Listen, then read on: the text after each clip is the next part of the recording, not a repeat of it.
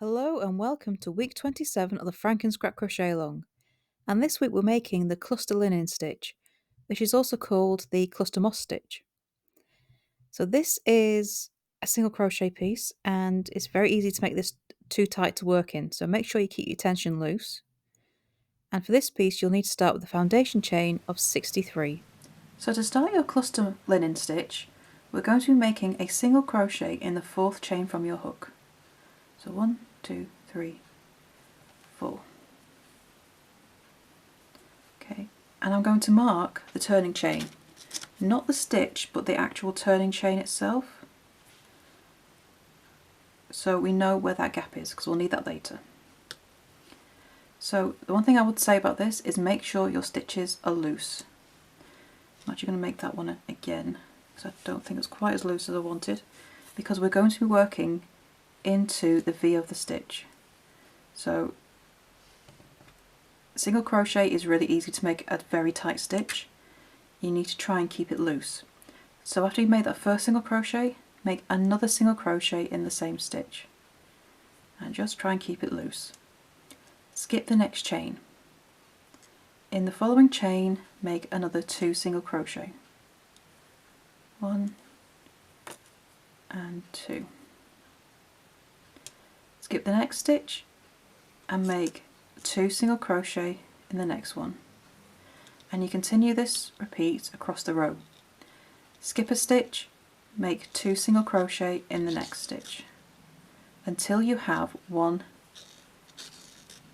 chain left, and in that last chain we're going to make a single crochet. Okay, so that's row 1 of the cluster linen, and then we're going to turn and we chain 2. As we did before, I'm going to mark the turning chain, so I'm just going to put the hook around that whole chain so we can find the gap later. Okay, so we're going to make a single crochet in the first stitch, and remember, keep your single crochets loose. If you need to go up a hook size, that's a good idea because we really need to be able to find where the parts of the stitch is. So we're going to skip the next stitch, and in the next single crochet we're going to make a cluster moss. And a cluster moss, cluster linen, this stitch has several names. You can call it cluster linen, cluster moss, cluster granite. It really depends on what you call the moss stitch usually, or the linen stitch. Okay, so into the V. So we're looking for this upside down V here of the second single crochet. You want to work into this, and this is why you need to keep your stitches loose, because it can be difficult to work into if you don't. There we go. So into that stitch, make a single crochet, keep it loose, and into the same stitch, into that V again, make a second single crochet, keep it loose, and that is a cluster linen stitch. So we're just going to skip the next stitch, and into the next one we make another cluster linen. So working through that V,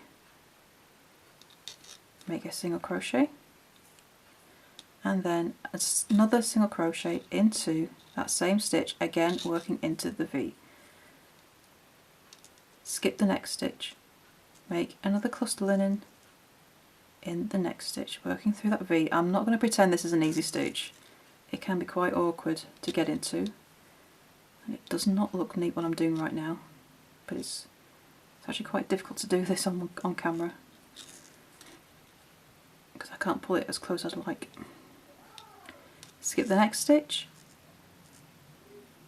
and make another cluster linen, and this is your repeat all the way across the row. So it's an easy stitch on paper. The difficult part is just getting your hook through that V. But if you keep your tension nice and loose, you should be okay. Right, So I've got one stitch left and I've got this turning chain. And I'm going to make a single crochet into the turning chain, not the stitch. And that is row 2. So we're going to turn, chain 2. And again for row 3, mark the turning chain, not the stitch. Make a single crochet in the first stitch of the row. And then we continue with our cluster moss stitches. Skip the next stitch. In the next stitch, make the cluster moss into that V.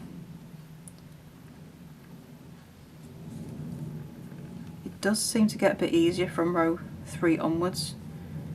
I think your stitches get a little bit loose now they're not in the chains. Skip the next stitch, make a cluster moss in the next stitch. Okay, and you're going to repeat this all the way across. Skip the next stitch, then make another cluster moss, cluster linen. So sorry if I keep saying the wrong stitch name, but it's kind of habit. So cluster moss, cluster linen, whichever you want to call it, in each stitch across. And then when we have 2 stitches left, because this is how it's worked out, okay, we skip the next stitch, and in that turning chain we make 2 single crochet. So our stitch count is now what it should be in this row 3. Okay, and you repeat row 3 for the rest of the rows that you need. To complete your cluster linen stitch, you're going to be repeating row 3 until you have 7 rows in total. Once you finish row 7, you can cut off and weave in your ends, and then it's time to join this piece, the rest of your FrankenScrap. So to see where this piece fits and the full joining instructions, click the link beneath this video and it'll take you to the blog post where you can find all the information you need. And don't forget, if you have any questions, please do come to the Facebook group. The link is beneath this video as well. So after you've joined your cluster linen piece, then that's this week's complete. So thank you for joining in, and I shall see you next week for the next piece. Bye for now.